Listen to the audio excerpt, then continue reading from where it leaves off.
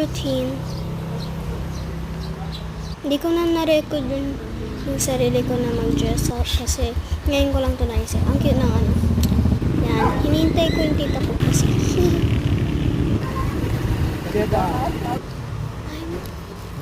Yan.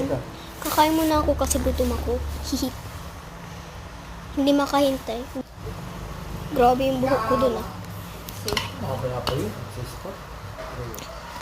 Sabi ng ate ko, gusto ko niya na daw yung lumpia. Kasi sabi ko, ubusin ko na daw yung sopas ko eh. Pero gusto ko yung lumpia. Kaya ayan.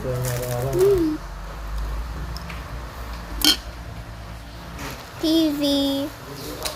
Sopas. Yum yum. Uy, shish. Yum. Manonood ako ng mukbang. Bye bye. See you next time. Bye.